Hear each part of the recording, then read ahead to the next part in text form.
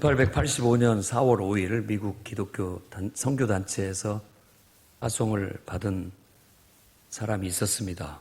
미혼의 24세 장로교 선교사 그랜트 언더우드. 1885년도에 조선 땅에 와가지고 얼마나 막막했을까요? 그때는 선교가 이 조선 정부에서 허락을 해주지 않았어요. 그렇기 때문에 대놓고 전도하기도 어려운 그런 상황이었을 때 선교 보고서에 그의 기도문이 이렇게 적혀 있습니다. 주님, 저에게 믿음을 주소서. 조선 사람들은 우리를 보고 서양 귀신이라 손가락질하며 배척을 하니 지금 우리가 황무지 위에 맨손 들고 서 있으나 저들 하나하나가 다 하늘 백성으로 돌아올 것을 믿고 눈물로 기도합니다. 그 서양 사람들이 코 크고 눈 색깔 이상하고 머리 색깔 이상한 사람들이 돌아다니니까 조선 사람들이 저 서양 귀신이라고 무서워도 하고 경계도 하면서 그렇게 했던 그런 날에 눈물의 기도를 드리면서 정말 맨손으로 아무것도 할 수 없는 진짜 맨바닥에 맨땅에 헤딩하듯이 하는 그런 막막함을 이런 기도문 속에서 읽을 수가 있는 것 같아요. 근데 그들의 기도의 꿈, 비전은 지금 그대로 됐습니다. 그대로 됐습니다. 우리가 이렇게 하나님을 예배하기 위해서 이 자리에 이렇게 모일 수 있다는 게 그들의 꿈이었고 그들의 비전이었고 하나님은 그들의 눈물의 기도가 그들의 꿈이 그들의 비전이 그대로 되게 만들어 주셨던 것입니다. 참 초창기의 모든 것은 다 어렵습니다. 오늘 우리가 읽은 본문의 말씀도 바울이 초기에 복음 사역을 하는데 그는 목숨을 내놓고 할 수밖에 없었습니다. 그것도 이방인들이 아니라 같은 동족들에게 유대인들에게 복음을 예수가 그리스도라고 전하는 이유 하나 때문에 그는 죽음의 위협을 당할 그런 형편에 처해지게 되었던 것입니다. 그때 그는 하나님 앞에 기도하고 예배했습니다. 그때 하나님께서 환상 중에 말씀하시기를 담대하라. 내가 너와 함께 하겠다. 내 꿈이요 내 비전인 로마 가게 하겠다라고 말씀해 주셨다고 성경은 말하고 있습니다. 바울이 그 위기의 밤에 그 고난의 밤에 기도하며 꿈과 환상을 보고 또 그 속에서 하나님의 음성을 들은 이 이야기를 통해서 저는 오늘 여러분 앞에 다음과 같은 하나님 말씀을 전하고자 합니다. 첫째는 선한 양심에 따라 하나님을 섬기시기 바랍니다. 바울이 우리가 읽은 말씀에는 포함되어 있지 않지만 이 23장의 첫 번째 부분 정말 자기를 죽이려는 수만 명의 군중들이 아우성을 치고 막 먼지를 날리고 옷을 집어던지면서 저놈 죽여야 된다고 하고 있을 때 그는 어떻게든지 그 죽음 앞에서 피하고 도망칠 생각이 아니라 그 사람들한테 말할 기회를 달라. 내가 해명하고 싶다. 내가 만난 예수에 대해서 말하고 싶다고 했던 사람입니다. 그리고 그에게 죄를 묻기 위해서 지금 재판장 앞에 세운 거예요. 사내들인이라고 하는 공회에 세워서 그의 죄를 물어 벌을 내리려고 모인 자리에서도 그는 당당하게 그의 한 첫마디가 나는 양심을 따라 하나님을 섬겼다 하고 선언을 했다라는 겁니다.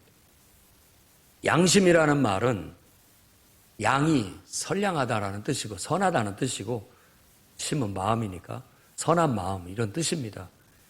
국어사전에도 사물의 가치를 변별하고 자기의 행위에 대하여 옳고 그름과 선과 악의 판단을 내리는 도덕적 의식을 말한다라고 그렇게 말하고 있습니다. 이 헬라어도 크게 다르지 않습니다. 선한이라는 단어하고 그다음에 의식이라는 단어를 써서 이걸 우리말로 양심이라고 번역을 했어요. 선한 의식, 생각 이런 어떤 원뜻이죠.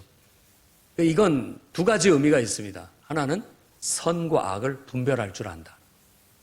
무엇이 선이고 무엇이 악이라는 걸 분별할 수 있다는 거죠. 그 다음에 하나는 분별을 했다면 그 중에 악을 택할 것인가 선을 택할 것인가, 선을 택할 줄 아는 마음, 그런 의식, 의지, 생각을 양심이라고 하는 겁니다. 그런데 선과 악을 무엇을 기준으로 해서 구분하느냐에 따라서 믿는 사람과 믿지 않는 사람이 달라집니다. 안 믿는 사람은 하나님이 없으니까 자기에게 옳은 대로, 자기에게 옳은 대로, 자기 생각에 옳은 대로, 자기가 봤을 때 선한 대로, 이런 기준을 가지고 선과 악을 구분합니다. 이걸 여러분이 깊이 묵상을 해보면 굉장히 복잡해집니다. 나한테는 옳은데 저 사람은 안 옳아요. 나한테는 선할 수 있지만 다른 사람한테도 선한 건 아니에요. 그러니까 절대적인 기준이 되지를 못해요. 각자 알아서 사는 거죠. 그러다 보니까 야고보서도 그렇고 다 그런 이해관계의 충돌로 인하여 다툼과 싸움이 끝일 날이 없다. 세상은 다 자기 옳은 대로 하니까. 그런데 하나님을 믿는 사람은 다릅니다. 그 기준을 하나님께 두기 때문에. 그래서 우리가 선악을 분별한다라는 것은 하나님께 기준을 두고 하나님의 뜻이면 선, 아니면 악, 이렇게 보는 겁니다. 선악과를 따먹었다라는 것이 불순종이 되고 죄가 되는 이유는 그게 하나님의 뜻대로 하지 않고 자기 임의대로 했다라는 것이 불순종이 되고 죄가 된다라는 의미를 우리에게 가르쳐 주는 겁니다. 그러니까 오늘 여러분들이 나는 예수님을 믿습니다 라고 고백한 사람이라면 그 말 속에는 나는 내 모든 기준을 하나님께 두겠습니다. 내 모든 소유를 하나님께 두겠습니다. 내 모든 권한을 하나님께 두겠습니다. 하나님, 내 인생을 주인이 되어서 맡아 이끌어 주십시오 라는 고백을 한 사람입니다. 아멘입니까? 정말 아멘입니까? 내가 내 뜻대로 살지 않고 이제는 하나님 뜻대로 살겠습니다라는 귀의, 이게 기독교 신앙을 받아들였다라는 뜻입니다. 그러니 여러분 중에는 이제 누구든지 자기 생각대로 자기 뜻대로 사는 사람이 없지요. 왜? 나는 예수님을 믿으니까. 바울처럼 말할 수 있습니다. 나는 양심을 따라 하나님을 섬겼다. 나는 그 말은 하나님의 뜻대로 살았지 내가 내 맘대로 살지 않았다라고 자부하는 말이에요. 오늘 저와 여러분도 그럴 수 있었으면 좋겠습니다. 나 그저 내가 좋은 대로 내가 편한 대로 살지 않았다. 하나님 뜻이라면 그게 내 생각과 맞지 않으면 나를 쳐서 복종시켰고 하나님의 말씀이라면 그게 내게 손해가 된다 할지라도 나 하나님 뜻대로 순종하도록 나를 복종시키며 살아왔다. 그게 바로 나는 양심을 따라 하나님을 섬겼다라는 자부심입니다. 여러분들도 오늘 그런 자부심으로 말할 수 있겠습니까? 나 양심을 따라 하나님 섬겼다. 내가 불편해도 하나님 말씀대로 하기 위해서 내 불편함을 내가 극복했다. 내가 하기 싫어도 하나님 말씀이었기 때문에 내가 했다.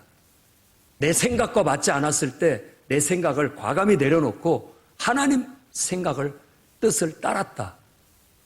그게 바로 지금 그 모든 자기를 정죄하기 위해서 모인 유대인 앞에서 당당하게 말한 바울의 고백이었던 겁니다. 우리도 그런 고백이 있기를 바랍니다. 나 하나님께 모든 걸 맡겼습니다. 주님 뜻이라면 주님 뜻대로 내가 뭐든지 순종하겠습니다. 내 인생을 하나님께 맡겼다라는 의미로 우리는 정말 시간을 내서 내 시간 또한 주님의 것이다. 하나님께 맡겼으니까 하나님을 위해서 쓰겠다라는 신앙의 고백으로 주일 예배를 드리는 겁니다. 그게 우리의 신앙의 고백인 거예요.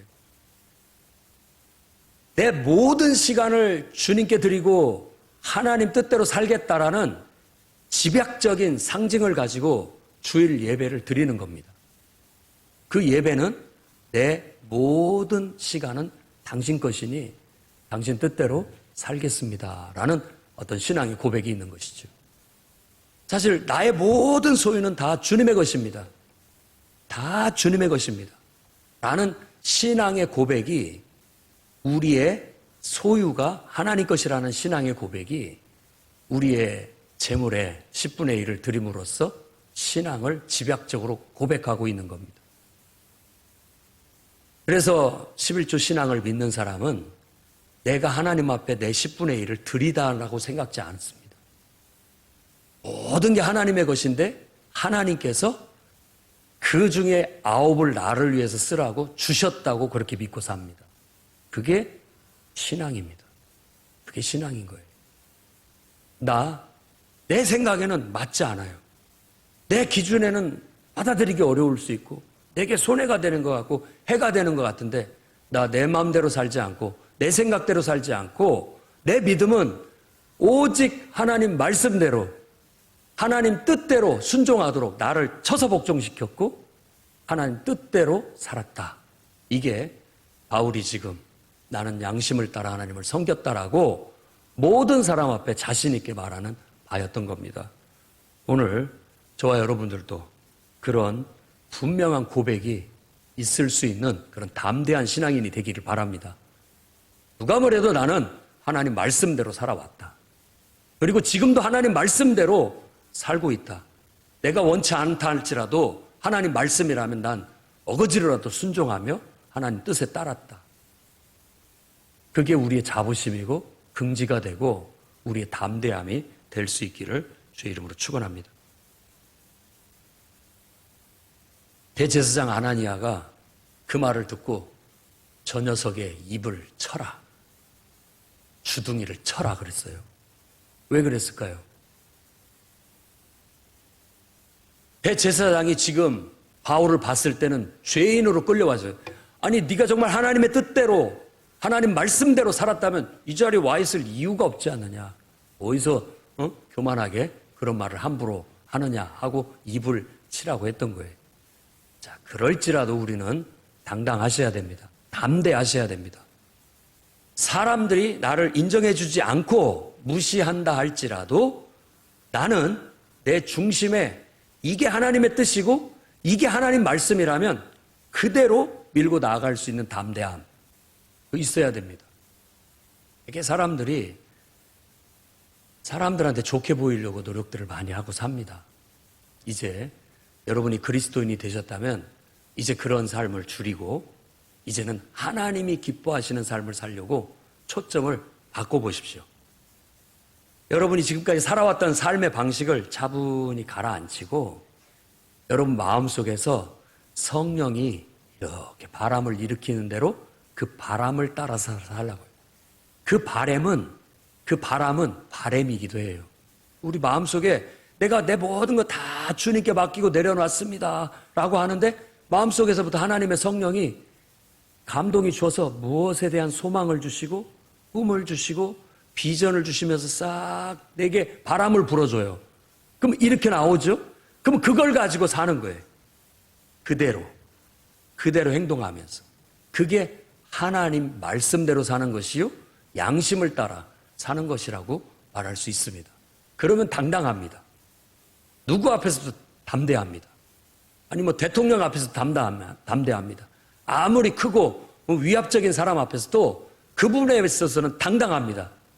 누가 뭐래도 나는 다른 사람에게 위압당하지 않고 위축되지 않고 영향받지 않고 오로지 하나님 말씀대로 하나님의 뜻대로만 살아간다 하는 그런 중심이 있기 때문에 이건 굉장히 강한 담대함입니다. 오늘 풍요로운교회 이 자리에 있는 여러분 모든 성도분들에게 그런 담대한 신앙이 있기를 주의 이름으로 축원합니다. 두 번째로는 열정을 견지하시되 균형 잡힌 신앙으로 나아가시기 바랍니다. 바울은 하나님에 대한 열정이 대단했습니다. 하나님을 위해서라면 물불을 가리지 않는 청년이었습니다. 그야말로 푸르디 푸른 청년이었어요. 하나님을 위해서라면 뭐든지 하겠다라는 그런 마음이 정말 이 하나님의 영광을 훼손한다고 예수 믿는 사람들을 생각해서 그들은 잡아다가 감옥에 가둬야 되고 죽여야 된다라고 생각을 했기 때문에 대부분 다 생각하고 마는데 이 양반은 그냥 일어나서 앞장서서 그 사람들 잡으러 다녔고 그 사람들 죽이는데 앞장서는 그런 열정을 보였던 사람입니다. 하나님을 위해서 굉장히 열정이 있는 젊은이로 그가 살았습니다. 우리 그 열정을 배워야 됩니다. 교회를 핍박하는 열정을 배우라는 게 아니라 정말 하나님 말씀이라면, 하나님을 위해서라면, 주님의 몸된 교회를 위해서라면 내가 뭐든지 하겠다 하는 열정 가지시기를 바랍니다. 특히 우리 젊은 청년들 그 열정을 가지고 사셔야 돼요. 젊다, 청년이라는 말은 열정이 있다는 뜻이지 다른 게 아닙니다. 그러면 어디까지가 청년입니까? 여러분 65세까지가 청년입니다. 얼마나 푸릅니까? 이제 생명이 연장돼 가지고 75세까지 청년입니다. 11년이 연장됐어요. 앞으로 이제 노인의 그 비율은 나중에 75세가 될 거예요. 지금은 65세지만. 전혀 우리가 청춘입니다. 청년이에요. 열정을 가지고 산다면.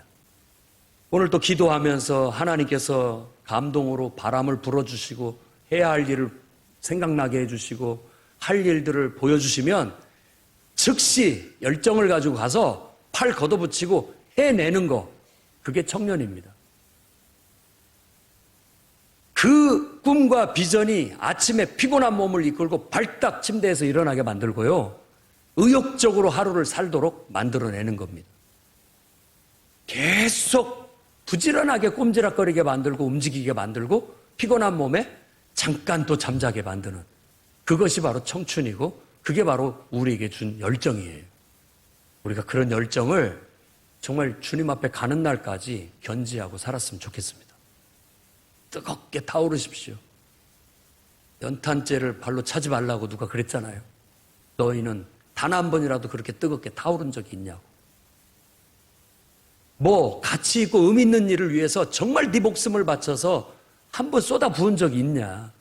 뭐라도 해본 것이 있느냐? 뭐라도 해낸 것이 있느냐? 라는 그런 우리의 도전의 말이 아니고 무엇이겠습니까? 사도 바울을 통해서 그 열정을 배웁시다. 우리 안에도 좀 뜨겁게 뭔가가 일어나서 주님을 위해서, 주님의 몸된 교회를 위해서, 하나님 나라를 위해서 뭔가 할 수 있는 여러분들이 되기를 바랍니다. 바울이 그런 열정이 있었지만 그는 균형 잡힌 신앙을 가지고 있었습니다. 그가 대제사장 앞에서 나는 하나님 앞에 부끄럼 없다, 하나님 말씀대로 살아간다. 저놈 입을 쳐라. 그러니까 기분이 확 나빠가지고 당신이 내 입을 치라고 나를 판단하는데 당신이 틀렸다라고 이렇게 대들었어요. 그래서 옆에 있는 사람이 쿡쿡 치면서, 야, 저분이 누군지 아느냐? 대제사장이야. 어떻게 대제사장 앞에 그럴 수 있느냐? 라고 하자 즉시 그 열정은 딱 통제가 되면서 난 대제사장인지 몰랐다.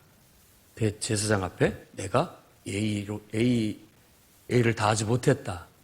라고 바로 잘못을 시인하고 수긍하고 나가게 됩니다.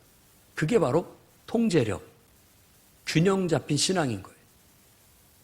막 내 열정은 막 당장이라도 뛰쳐나가고 싶은데 주님 말씀이 잠깐 기다려라 하면 막 뛰쳐나가려는 에너지가 막 앞으로 쏠리고 있는데도 딱 붙잡고 있으면 멈춰 있을 수 있는 균형 잡힌 신앙이 바로 이게 통제력입니다. 여러분, 그런 질서가 필요합니다. 그런 질서가 필요한 거예요. 개인적으로는 사람한테 아무렇게 할 수 있지만 하나님이 세우신 직책이나 권위 앞에서는 존중해야 됩니다. 예의를 갖춰야 됩니다. 그게 균형 잡힌 신앙이에요. 여러분의 꿈도 좋고 비전도 좋고 열정도 좋지만 그 모든 것들을 실행해 나가는 데 있어서 무례하게는 하지 마시기 바랍니다. 균형이 필요하고 질서가 필요합니다. 여러분들에게 딱 멈출 때 멈출 수 있는 균형 잡힌 신앙을 갖게 된다면 여러분이 꿈을 이루고 비전을 성취하는데 훨씬 더 유익하게 되고 더 담대하게 그 일을 이루어 나가게 되고 많은 사람의 지지를 받게 되고 축복을 받게 될 겁니다. 여러분들도 혹시라도 여러분의 열정이 지나쳐서 혹시라도 권위를 넘어서고 자기 위치를 넘어설까 염려가 됩니다. 균형을 잡고 질서를 잡아서 여러분이 모두에게 축복받고 그렇게 하나님의 꿈과 비전을 성취해 나갈 줄 아는 건강한 신앙인들이 되기를 주의 이름으로 축원합니다. 세 번째로는 고난의 밤에 하나님을 의지하는 성도들이 되시기를 바랍니다. 10절에 큰 분쟁이 생기니 바울이 그들에게 찢겨질까 하여 천부장은 바울을 무리 가운데서 빼앗아 영내로 들어가게 하였다고 말합니다. 살기가 등등합니다. 바울이 나는 예수님 죽은 자의 부활 때문에 지금 이렇게 죄인 취급받고 재판받고 있다 하니까 사내들인 안에는 사두개인과 바리새인이 반반을 이루고 있었는데 사두개인은 부활을 믿지 않아요. 바리새인은 부활을 믿어요. 둘이 언쟁이 붙어갖고 바울을 막 우리 편이다 네 편이다 막 끌고 가면서 찢어 발기려고 하니까 이 천부장이 보니까 이러다가 큰일 날 것 같으니까 바울을 그 중에서 싹 빼내가지고 영내, 영영으로 다시 보호하기 위해서 데리고 갔다라는 겁니다. 때때로 사실 공권력도 그렇고 우리 주변에 우리를 지키고 보호해야 될 권력들이 있습니다. 그것들이 선기능을 발휘하면 우리를 도와주는 것이 됩니다. 이제 이게 부정적으로 하면 우리를 죽이는 어떤 또 칼이 되기도 하죠. 하나님께서는 그런 것들을 사용해서라도 우리를 지키시고 보호하시는 분이라는 걸 아셔야 됩니다. 단어를 그냥 데리고 갔다가 아니라 그들 속에서 빼앗아가지고 빼내가지고 데리고 갔다라는 걸 말하고 있어요. 여러분들이 꿈을 향해 비전을 향해 기도하며 달려갈 때 여러분을 에워싸는 많은 위기가 닥쳐올 수 있습니다. 우리는 꿈꾸고 비전을 노래하지만 누군가는 그 꿈을 짓밟아 죽이려고 하고 누군가는 그 비전을 갈기갈기 찢어 발기려고 하는 그런 우리에게 도전하는 세력들이 있습니다. 그게 원수 마귀가 됐든 또 어떤 세력이 됐든 공권력이 됐든 여러분 그런 일들을 당할 때 하나님이 여러분을 빼내어 보호하시고 지키신다는 믿음을 가지고 바울처럼 기도하고 예배할 수 있기를 바랍니다. 그 밤에 얼마나 불안하고 마음이 힘들고 착잡하고 낙심됐겠습니까? 불안하고 착잡한 마음에 그가 하나님 앞에 기도하고 예배할 때 하나님께서 환상을 다 통해서 말씀을 주시는 거예요. 담대하라. 담대하라. 내가 너와 함께한다. 네가 이 예루살렘에서 나의 복음을 증거한 것처럼 로마에 가서도 그렇게 하게 될 것이다. 바울의 꿈, 비전은 로마로 가는 겁니다. 그 꿈을 이루어 주겠다고 말씀하고 계신다는 거예요. 오늘 또 우리가 살아가면서 어두운 고난의 밤을 맞이할 수도 있습니다. 지난 밤도 뒤척이며 잠 못 잘 수도 있고 여러분 마음이 어두워서 착잡한 심정일 수도 있고 한때는 꿈도 꾸고 비전도 품었는데 또다시 어느 순간 보면은 낙심해 있고 좌절해 있고 막막해 보이고 힘들 때 우리가 할 수 있는 건 기도하고 하나님을 예배하는 겁니다. 그런 마음이 들거든 기도하러 가자 이렇게 하시기 바랍니다. 그런 마음이 들거든 예배하러 가자 이렇게 하시기를 바랍니다. 기도하면 하나님께서 우리의 희미해진 꿈을 또렷하게 다시 보여주십니다. 기도하면 정말 찢어 밝혀져서 다 사라져갈 것 같은 우리의 비전을 다시 명확하게 보여주는 거예요. 반드시 그 꿈대로 이루어지게 해주겠다. 로마에 가서 복음을 전하게 해주겠다. 말씀하신 것처럼 하나님이 여러분의 하나님 안에서 꿈꾸는 꿈과 비전도 기도와 예배를 통해서 자꾸 희미해질 때 다시 뚜렷해지고 다시 용기를 얻고 다시 희망을 갖고 그걸 위해서 더 힘차게 기도할 수 있게 되고 그걸 더욱더 힘있게 실천해 나갈 수 있는 용기를 얻게 될 줄로 믿습니다. 꼭 여러분 하나님은 여러분을 위기 속에서 빼내주시는 분입니다. 재정적인 위기, 사람의 관계의 어려움, 또 인생의 모든 복잡한 문제들 속에서 여러분이 기도하고 하나님을 의지하여 예배하고 나아가면 그 속에서 하나님은 천사를 보내서 여러분을 빼내서 지키시고 보호하실 뿐만 아니라 하나님의 뚜렷한 말씀을 들려주시면서 담대해라, 용기를 내라, 힘을 내라, 격려하시고 위로하시면서 우리 꿈을 더욱더 또렷하게 보여주시고 그 꿈을 이루도록 그대로 되도록 만들어 주시는 분임을 오늘도 믿고 나아가시기를 바랍니다. 꿈과 비전 앞에서 여러분 다시 말하지만 담대하십시오. 기도하겠습니다. 거룩하신 주님,